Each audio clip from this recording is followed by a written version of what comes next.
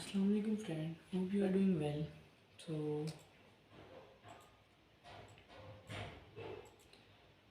today we will talk about the new method of teaching. New method of teaching.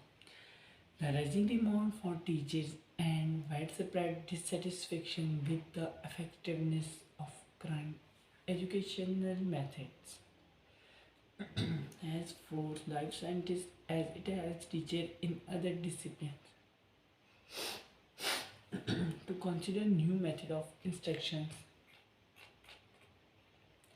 and follows to consider new method of instruction. Efforts in this direction are bearing fruit at such a pace that we now find ourselves amidst a rapidly expanding technology of new ways of teaching. Among the most prominent innovations are the use of program instructional material, the use of the television in lecture and smaller group teaching, the use of auditorial laboratory teaching, in which the student is able to make use of store audio and visual instruction for the conduct of laboratory work.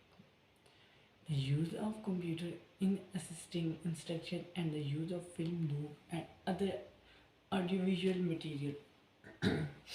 Fewer than 20 biology courses in the country now make use of television and only a dozen use editorial laboratory method. Among these small number, the overwhelming majority use these methods for freshman courses. To our knowledge, only two advanced courses program in the country employ them. Adoption of new methods often require heavy capital expenditure, which Palmer's planners expect to be amortized by only slightly decreased cost of instruction in many cases. However, the net result is actually an increase in cost and redistribution rather than a saving in staff time. But new instructional method should be undertaken not as an economy but an improvement of the quality of instruction.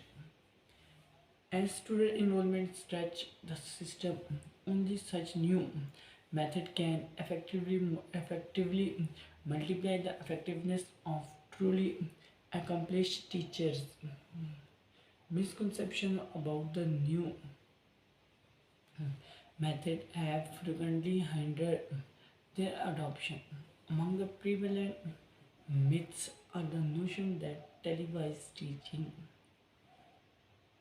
is necessarily impersonal, the idea that program material are essentially boring, useful only for the establishment of the cut and dried factual base of a discipline, and the view that auditorial and similar methods are useful primarily for spoon feeding slow students. Studies of situations in which these methods have been effectually used show that they can achieve result in student performance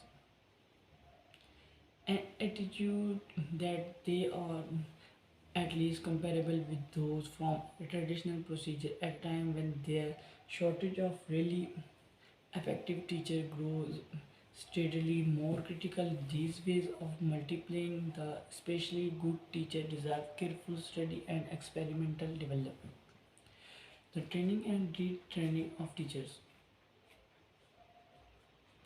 A variety of programs are available for improving the quality of training of teaching at secondary school and college level and for providing those already in service with ways of keeping up to date or alleviating inadequacies in their own background.